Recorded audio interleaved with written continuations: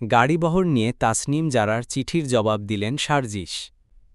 শারজিস আলমের শতাধিক গাড়ির বহর নিয়ে পঞ্চগড়ে নিজের এলাকায় যাওয়া ঘিরে যেসব প্রশ্ন উঠেছে সেগুলোর ব্যাখ্যা চেয়ে ফেসবুকে একটি পোস্ট দিয়েছিলেন তার দলের নেতা তাসনিম জারা। জাতীয় নাগরিক পার্টির জ্যেষ্ঠ যুগ্ম সদস্য সচিব তাসনিম জারা এই পোস্ট দেওয়ার প্রায় 2 ঘণ্টার মাথায় জবাব দিয়েছেন শারজিস আলম।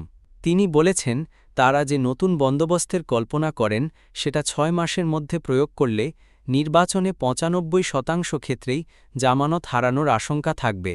তাছাড়া তার নিজের কয়েক লাখ টাকা ব্যয় করার সামর্থ্য নেই, মানে পরিবার ও আত্মীয়-স্বজনের সেই সামর্থ্য নেই। বিষয়টি তেমন নয় বলে দাবি করেছেন শারজিস আলম। জাতীয় নাগরিক পার্টির এনসিপি মুখ্য সংগঠকের উত্তরাঞ্চল দায়িত্ব পাওয়ার পর গতকাল সোমবার প্রথম নিজের এলাকায় যান শারজিস আলম। তিনি গতকাল ঢাকা থেকে উড়োজাহাজে সৈয়দপুরে যান।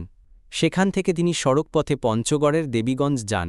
দেবীগঞ্জ থেকে শতাধিক গাড়ির বহর নিয়ে শারজিস আলম জেলার বোদা, পঞ্চগড় সদর, তেঁতুলিয়া ও আটোয়ারী উপজেলা সফর করেন। শারজিস আলমের বাড়ি আটোয়ারী উপজেলায়।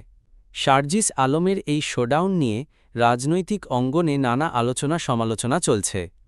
বিএনপির মহাসচিব মির্জা ফখরুল ইসলাম আলমগীরও বিষয়টি নিয়ে আজ প্রশ্ন তুলেছেন। এরপর সন্ধ্যায় এক ফেসবুক পোস্টে বিষয়টি ঘিরে যেসব প্রশ্ন উঠেছে সেগুলোর গ্রহণযোগ্য ও পরিষ্কার ব্যাখ্যা চান পেশায় চিকিৎসক তাসনিম জারা। জবাবে শারজিস আলম যে ব্যাখ্যা দিয়েছেন তার আরেকটি গুরুত্বপূর্ণ দিক হল তিনি দাবি করেছেন গতকাল তার পরিবার, আত্মীয়-স্বজন, বন্ধুবান্ধব এবং জেলার অনেক শুভাকাঙ্ক্ষী তাদের ব্যক্তিগত উদ্যোগে বহরের অর্ধেকের বেশি গাড়ি নিয়ে গিয়েছিলেন, যেগুলোর ব্যয় তাদের বহন করতে হয়নি।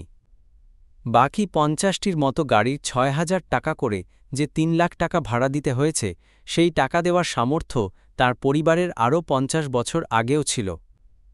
আগামী নির্বাচনে প্রার্থী হলে তার খরচ নিয়েও আত্মবিশ্বাসী শারজিস লিখেছেন, আমি বিশ্বাস করি অন্য কেউ না, শুধু আমার দাদা আমার জন্য যতটুকু রেখে গিয়েছেন সেটা দিয়ে আমি আমার ইলেকশনও করে ফেলতে পারব ইনশাআল্লাহ।